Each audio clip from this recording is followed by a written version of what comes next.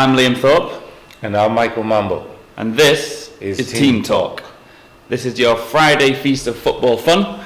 And normally we talk mainly about the Premier League, but there's a certain special tournament starting tomorrow. That's right, the African Cup of Nations 2013 starts in South Africa, with the host taking on Cape Verde Islands in the first game tomorrow.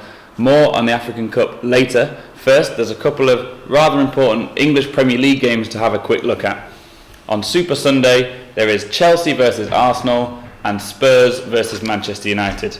First, we're going to have a look at Chelsea versus Arsenal. Mike, ATV viewers will know you're an Arsenal fan, but Chelsea have been struggling for form at home, haven't they? Is this a good chance for Arsenal to get a result?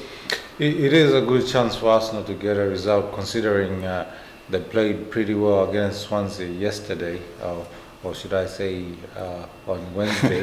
Wednesday. On Wednesday, they played fantastic football. So, but with Arsenal, it depends which team is going to come. Is it going to be the brilliant Arsenal? Or is it going to be a boring Arsenal? Whereas Chelsea have had many problems at home, but still they have that quality to win.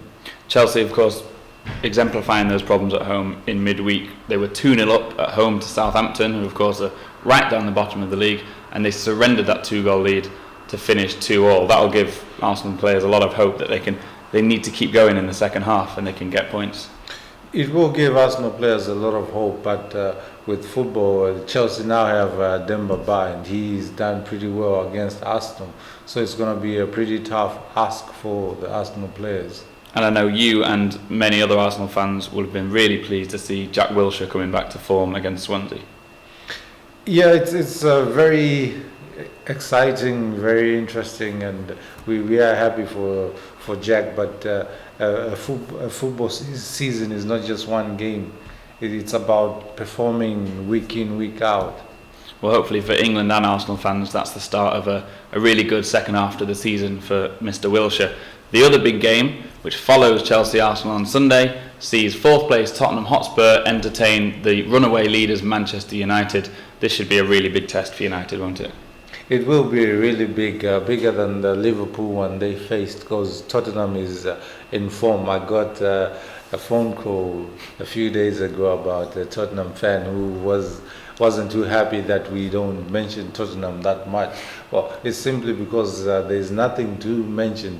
Tottenham is playing fantastic football, and based on what they've done so far, definitely deserve a Champions League spot. But we'll have to see at the end of the season. And you'd think really the key men for Spurs, well, the key man is Gareth Bale, isn't it? If he's on top form, he's hard to beat. Yeah, the key man is Gareth Bale, but pound for pound, when you take the Tottenham players and you compare them to, there isn't much difference with all the other players, except maybe United have a Van Persie. Tottenham have Gareth Bale, who's got bags of speed with him. So it'll be interesting to see which of the two teams win.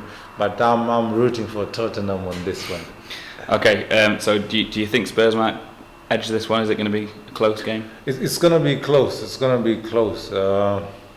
Yeah, I hope Spurs do edge it, but United seem to get those results from nowhere. But if anyone who saw United play their replay in against West Ham in the FA Cup, it will need a much better performance than that. I'm probably going to go for something like a high-scoring draw, maybe 2-2. And what about Chelsea-Arsenal? If you take a step back away from your allegiances, what's the result going to be? If I take a step back based on Chelsea's home form, I would say it would be and Arsenal's away form, I would say it would be an Arsenal win. Okay, I think I'm going to sit on the fence again, maybe go for a 1-1 draw on that one. Anyway, enough of that Premier League business. Let's get to the real action, which most of you want to listen to, and that is the African Cup of Nations. Well, we've been busy compiling reports on some of the contenders, and first up, let's have a little look at Nigeria. Nigeria's national squad got to train together on home ground recently, with 32 players spending a day in Abuja in front of Nigerian media as they trained ahead of their Africa Cup of Nations training camp. The players flew out the next day to Faro, Portugal. Coach Stephen Kessie threw the net wide in choosing 32 players, with strong contingents of both local and overseas players called up ahead of the camp. Kessie has been tasked with rebuilding the team following lacklustre performances by the Eagles in recent international and regional competitions. Keshi is under no illusion about the size of the task ahead or the weight of responsibility on his shoulders, and has said that rebuilding could take years rather than months. While Keshi has a great deal of depth to draw on for his team, there is something else, he says, that is just as important. For a team, for a coach to have multiple choice that you can say, okay, this is what I want, this is what I want. It's a good thing for us. But we have the line of number of attackers that we need to take along to the Nations Cup. We cannot take everybody because we have other departments in midfield, defense line, and goal. So we'll see whoever we think is ready that will not only play the game, but also need a team spirit that will lead the team into a better, successful tournament will be invited. Keshi, a former Super Eagle himself, is one of just 7 African coaches of the 12 teams competing this year, an issue that he has raised repeatedly. While some critics have called for a faster pace of change from Keshi's Eagles, his players have voiced plenty of faith in his abilities. Preparations are going well. I believe in the technical crew, and I know Keshi. He's the ex-captain. He's the head coach. He knows what it takes. He's been there before, so I think preparations are going to go on well. But nothing is ever perfect. Nigeria's first game is on January the 21st against Burkina Faso. Their Group C draw also pits them against current champions Zambia and a very fired-up Ethiopia.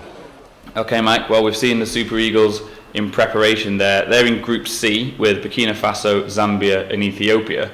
We know Nigeria used to be a big footballing nation. They've fallen off a bit recently, but should they still get out of that group? They should, but with African nicknames, I don't know why they stick for so long when the Super Eagles are not that super anymore. They're just more like doves instead of eagles. They've lost that ego ability, but they should definitely play better and get out of the group. We heard their coach Kezi there saying that he's been charged with rebuilding the squad and that might take a number of months. So do you think this tournament might have come a bit too soon for them? It's come too soon, and you don't want a coach going into a major tournament talking about rebuilding the squad and it taking some months. You want a coach who will go in and say, look, well, we're in it to win it, not rebuilding. What rebuilding exercise do they need? It's not like they're short of players. Nigeria has a population of over 120 million people. And in terms of experience, will it be the Premiership players like John Obi Mikel and Cheick Tiote that really need to drag the other players forward? It's not with the Africa Cup of Nations. It's not merely which league you play for, as we saw on the previous one where Zambia won with only about 1 or 2 internationals. It's about the whole team playing together. Ghana had a full cast of superstars, but what did it get them? Yeah. So it's about those 11 players on the field, plus the subs obviously, doing a decent enough job to see you to the final. Then after that, it's anyone's game to win. So it's more than just talent and reputation? The reputation counts for nothing because you've got people who are hungry to build their reputations. When you have money and you're getting a Premier League salary, which is maybe 50 grand, 60 grand, 70 grand, you name it, a week, not a month, a week, and you're playing against a player who's getting maybe £700 a week, not even a week, £700 a month. Yeah. That player will be hungry to get that 20,000, that 30,000. So a reputation counts for nothing. Okay, well, speaking of reputation, one man with a bit of a controversial reputation is Togo striker Emmanuel Adebayor. Now, Togo's build-up to the tournament has been shrouded in controversy. Will Adebayor go? Will he not? There's rumours that he had to have a sit-down meeting with the Togolese Federation to convince him to play. Anyway, in this next film, Mike assesses Togo's preparations and sees how they've been affected by the Adebayor saga. As part of their preparation ahead of this month's Africa Cup of Nations in South Africa, the Togo national team, also known as the Sparrow Hawks, have spent the last 6 days in Ghana's capital, Accra, as part of their training tour. Most of the Sparrow Hawks have reported for training except the famous striker Emmanuel Adebayo, who has failed to honor the call-up. 22-year-old striker Damesi Kailen, who plays for Lille in France, is one of the several players in the Togo squad who will be making his debut appearance in the competition in South Africa. Adebayo, who now appears to be available to play, seesawed in the run-up to the event. He was originally expected to miss the tournament due to security fears following an attack on the Togo team bus in 2010, which saw, unfortunately, 3 people shot dead. There may also have been disagreements over unpaid bonuses between Adebayo and the Togo Football Association. You see, Adebayo sometimes was not there. Well, the young men, they do their best. And when he will come back, we shall do best. Now the striker was set to play in the 2013 tournament after being persuaded to do so by the Togolese Football Federation. But Kailen, who plays youth football with Lille in France, said the side would use the experience of 2010 as motivation to simply put their heads down and do what the side does best, and that's play a good game. This is my first big tournament, so for me it's not like the other players, so I'm gonna do my best. And for the country, 2 years ago, remember the Kambida event, so just for the memory of the people death, we're gonna do what we know to do the best, just play football. The West Africans face a tough test at the tournament, coming up against Ivory Coast in the opener before engaging Algeria and Tunisia in Group D. Since we start playing Africa Cup, we never go to the second round. Now we are prepared to reach the second round, and then after we see what can happen. Okay, Mike, we heard you talking about Togo there, and they're in a pretty tricky group, aren't they? Ivory Coast, Algeria and Tunisia. It's going to take a miracle to get out of that group. Yeah, I would probably look at it like a group of death scenario, and it doesn't help Togo so much that they're focusing on a player who's not there at the moment instead of getting on with their preparations. Everyone is talking about Adebayo, will he play, will he not play? You don't need to be coerced to play for your national team. Fair and fine, they were attacked on the last tournament, that's unacceptable, but at the end of the day, when you're called up to represent your country, the least you could do is turn up or tell them, sorry, I'm retired, and let the team get on with it. Not keep them in this constant state of guessing, because that's terrible for preparation, isn't it? Yeah, it's a constant state of guessing, and at the moment, do they really need Adebayo? Has he been playing particularly well for Spurs? Not especially. Spurs, another mention of Spurs. I had to make sure I put Spurs in there. Yeah. Not particularly well, because before you take what's his strike partner at Spurs? Defoe. You take Defoe and you take Adebayo. Any day Adebayo would be number one, but now Defoe is number one. So is that a measure of how far Defoe has risen or how far Adebayo has fallen? I'd say probably the latter. But you mentioned the shooting, of course, in Angola 2010, which affected everyone. But is that the real reason? Because the other suggestion is, not being paid enough bonuses. What do you think? What's your take on it? Well, Adebayo was on something like over 100,000 a week at Man City, and he spent is it a season or so, half of a season, not even playing. The other half probably at Madrid, then came back and they had to negotiate this and that. So, for a player who's getting that amount of money to be complaining about money, knowing fairly well where he's come from, it's not like Adebayo came from Mars. He's from Togo. He knows how people are suffering there. Yeah. And sometimes football is the only form of escape they have from the grim reality that is day-to-day life. Okay, well, I think what you're saying there is with or without Adebayor. I mean, Togo have never got out of the first group stage, and is that going to continue? That will continue. I don't see them getting past Ivory Coast or Tunisia. Or Algeria. That's some pretty good, tough competition there. Now, one team that we do expect to get out of the group stage, and there's a big reputation at stake here, is Ghana. The so-called Black Stars have a whole host of players who play in foreign leagues and have great reputations with that. I've had a little look at their training process and a meeting with their president. As Ghana's national side, the Black Stars, prepared to jet off for their pre-cup camp recently, they were given some strong words of encouragement by their president, John Mahama. Mahama was hosting a team filled with both international and local players, together with members of the technical team and the national side's management at the presidential seat, the Castle.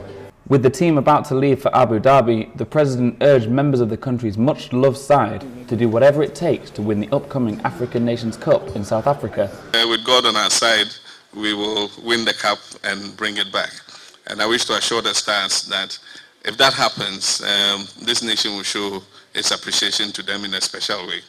And so I want them to feel encouraged, go, do your best, die for your nation, and I'm sure that God will reward us with the cup. You know, we go in there as a team. So with the help of my colleagues, everything will be fine. You know, so we need to just work hard and then make sure we do the job. Ghana were due to fly into South Africa on January the 16th after just a week at the Abu Dhabi training camp. While the country is hoping for a 5th title success, a 31-year drought is weighing heavily, not just on the team, but on Ghanaians generally. I do not have any hope with this team that is going at all. The coach is good, but I think the players that we have at the moment are not the players that would win a cup for Ghana. I believe Ghana can make it, but don't tip Zambia out because they are defending champions, so they can also put a surprise, and moreover Gabon, because they also have a very quality team. So Ghana have come agonisingly close to winning in recent years. The Black Stars finished as finalists in Angola 2010 and quarter-finalists in the 2010 South Africa World Cup. And they still get plenty of support from their country. But Ghana's fortunes at youth level have taken a nosedive. The 2011 under-17 and under-20 teams failed to qualify for major tournaments, and the under-23 side crashed out of the London 2012 Olympic qualifiers. The Black Stars are drawn in Group B alongside Mali, Niger and the Democratic Republic of Congo, and will kick off their campaign in a game against the Congolese on January the 20th in Port Elizabeth. Victoria Comey, a local football commentator, says it all comes down to hunger for the cup. A chunk of our players are foreign-based players, so what it means is that, and whether you have debutants, 10 debutants in the team, a few more local players in the team, you still want to dwell on the fact that about 90% of that team that plays in South Africa will be foreign-based players. But I think what would translate into whatever happens in South Africa is about the hunger, the weight that people want to have the Nations Cup after 30 years or 3 decades of wait. And with the kind of supporters Ghana has, anything is possible. Expect to see those colourful supporters on the stands in South Africa. Okay, Mike, the Black Stars are arguably one of the most famous African football nations at the moment. They got to the final in Angola, but it's actually been 31 years since they won the cup. Can you see that changing this year? I can't see, because my money at the moment is on Ivory Coast, unless the Ivory Coast plunk it. It's one of those occasions whereby you see a young team, well, a team at its prime like Ivory Coast, because most of the players, they won't see another tournament after this. So this is the more, golden generation, yeah, isn't it? This is more like the golden generation's last chance to actually go out on a high. But Ghana, they'll go far in the tournament, right? Ghana will go far, probably quarterfinals or even the final itself. But looking at the stars they have, it depends. Are they going to learn from how they lost to Zambia and maybe play as a team, not play as superstars? And in their Group B, Ghana faced Mali, Niger and the Democratic Republic of Congo. They must win that group, really, mustn't they? They will win the group, but Mali's played rather well. looking at this route to qualification. It had some outstanding results like thrashing other teams 4-0 and stuff. Okay, so we're suspecting big things for Ghana, but Mike just thinks they might fall at the final hurdle. The final team we're going to look at today is the surprise pick of the bunch. Nobody expected Ethiopia to qualify, and when they did, it was mass celebrations across the nation.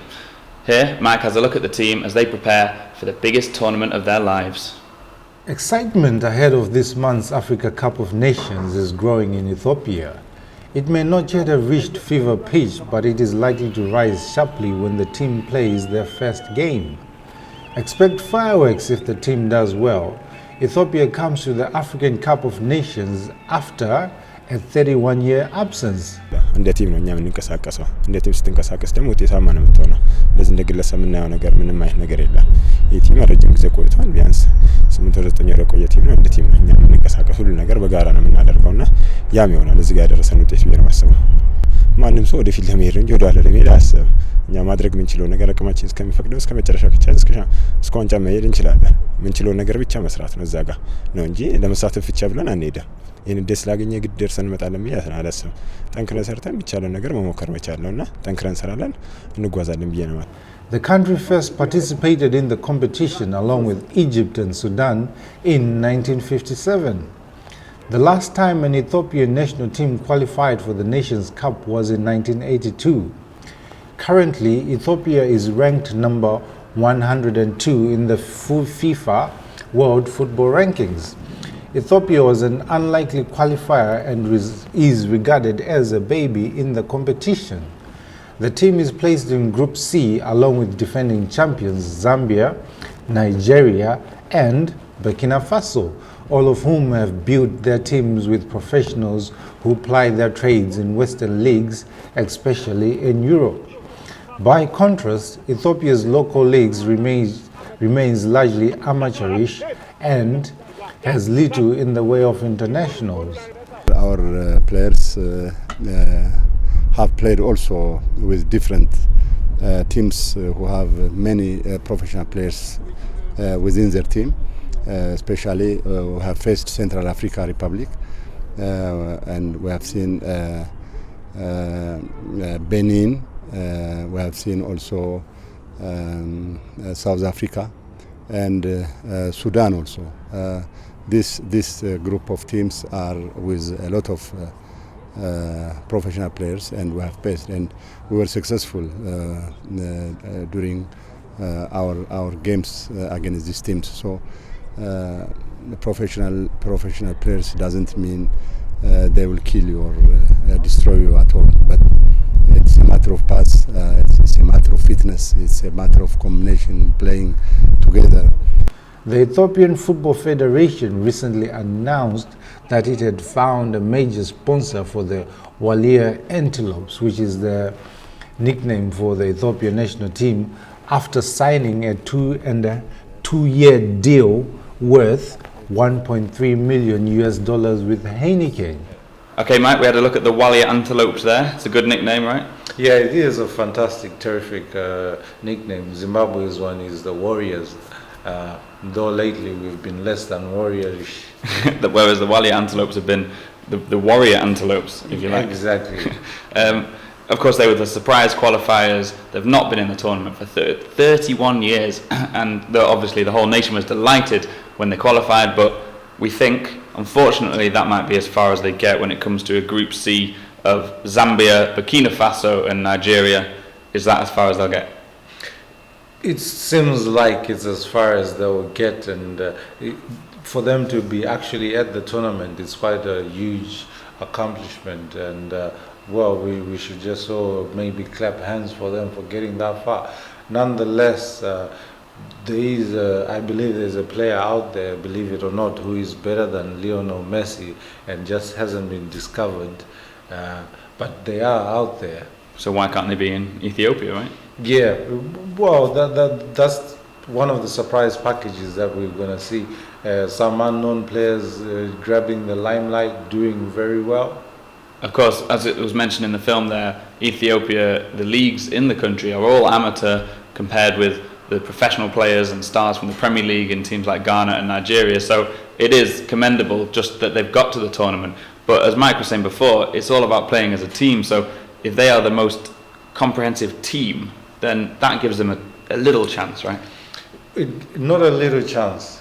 It gives them a big chance. It gives them a big chance. When you have 11 players all pulling their weight, playing to their best of their abilities, and you have 11 superstars who all want to take the glory, there's a difference. Only one team will come out as a winner. Well, when a team wins the Nations Cup, they don't say, oh, Adebayo won the Nations Cup. It's Togo, it's Ghana, it's Zambia, it's Nigeria. It's not Zimbabwe. Definitely not Zimbabwe, but come Brazil World Cup, we hope to be there. I hope so. Yeah. Okay, well, that's it for our first African Cup of Nations special on Team Talk. We will be bringing you all the news, all the gossip, and importantly, all the results throughout the tournament. Hit us up on our ATV Facebook page and let us know who you think is going to win the tournament in South Africa. For now, though, it's bye from Mike. Bye from Liam. It's bye from me. Good night.